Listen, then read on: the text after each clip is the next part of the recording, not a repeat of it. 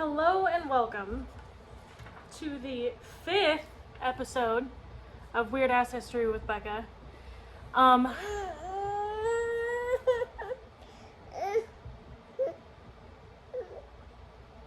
This episode is probably going to be a pretty short one. When I read into things to talk about, I thought that this one would be more interesting than it was. And then when I did the research, I was wrong. So I tried to put in as much about it as I could.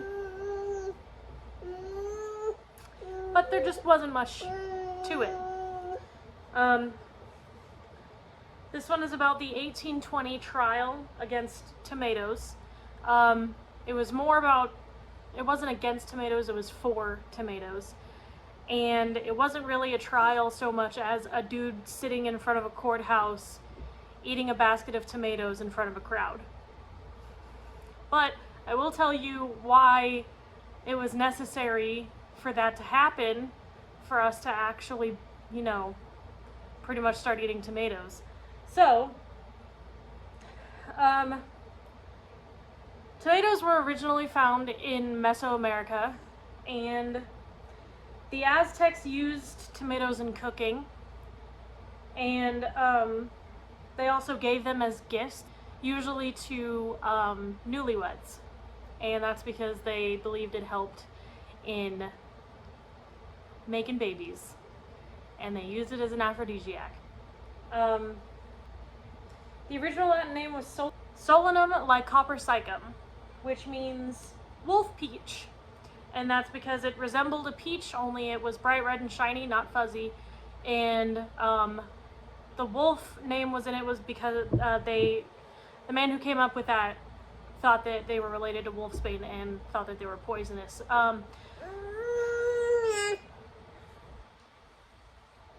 There is a poisonous compound in tomatoes, but it's such a small amount of that compound that it can't do anything unless you eat like an absolute fuck ton of tomatoes in one small sitting.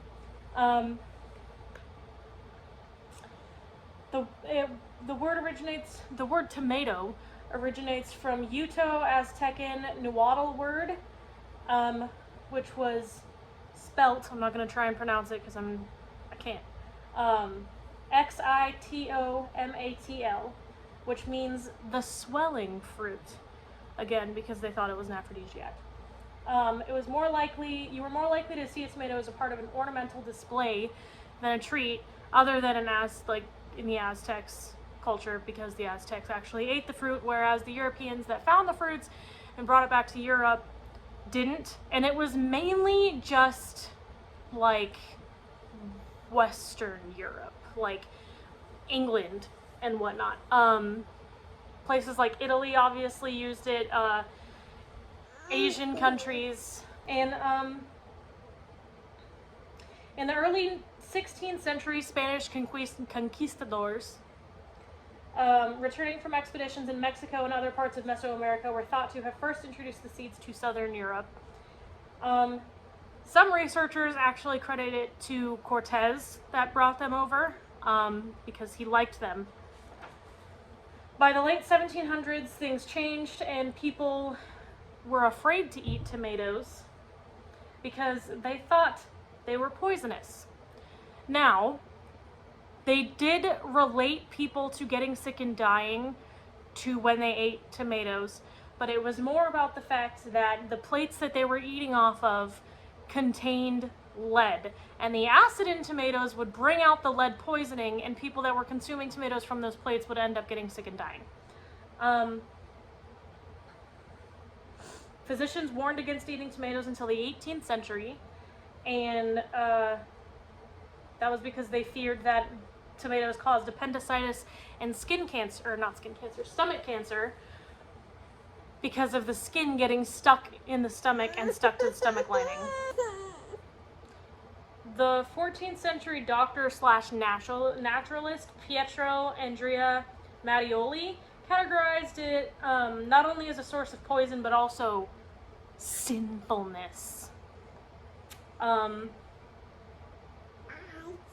He believed it to be related to deadly nightshade.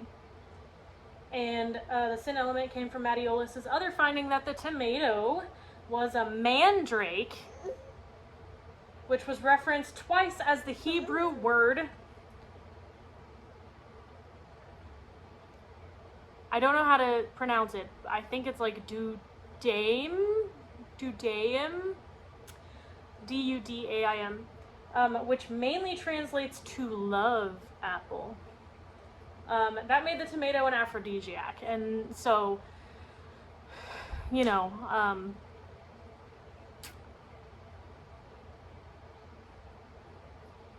can I help you? Hi.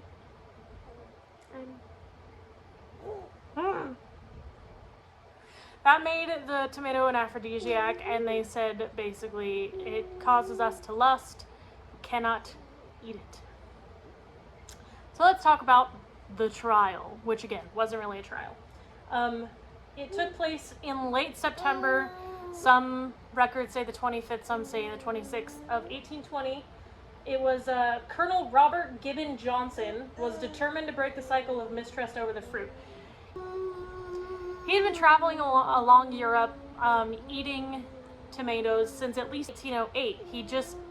He liked tomatoes, so he would bring them with him and would just eat them. He kept trying to offer a yearly prize for the person that could grow the biggest tomato. But again, at the time, people were mainly just using them for decoration. So they didn't see the point in growing a large fruit when it would be too large for decoration. Since it wasn't getting popularity that way, he finally just decided one year that he was just going to take a basket of tomatoes and just eat it in front of the crowd. So he did. One after the other, like an apple, ate a basket of tomatoes on the courthouse steps in Salem, New Jersey, just so that people would stop demonizing tomatoes. They even had doctors on standby just to make sure that if it was poison, they could help him, save his life, even though they're just tomatoes, and they didn't need to do that. So obviously, he got through the whole basket of tomatoes and was completely fine. And after that, people just started eating tomatoes. Like, they basically just, forgot that it was an aphrodisiac and sinful and poisonous. And they just started eating them. So there you go. You can thank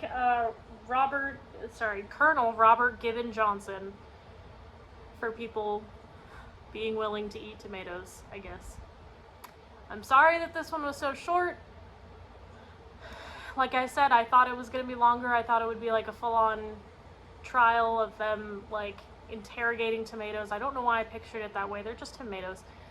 And also the 1800s were fucking weird. So I don't know why I imagined it would be longer, but there you have it. Trial against tomatoes. Our next episode will be about... God, I haven't really had an interesting one since Sark. I need another one. Ooh, I'm excited for the next one. So, the 1904 Olympics. Because those shits were fucking wild. I've heard about it several times. I think... can't remember if it's on BuzzFeed or The Watcher. But it's ruining history with Ryan Bergara and Shane Madej and a couple guest people about the 1904 Olympics, and it's just wild. There's so much that happened that shouldn't have happened, and I'm pretty sure people died, and it was just weird. It was weird. Anyway, that's what our next episode is about, so get ready. It's gonna be fun.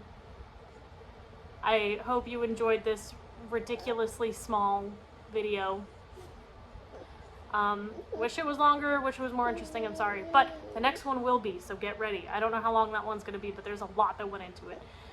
It's mainly about the race. The marathon that they did, there was just a lot. Portland. Anyway, see you then.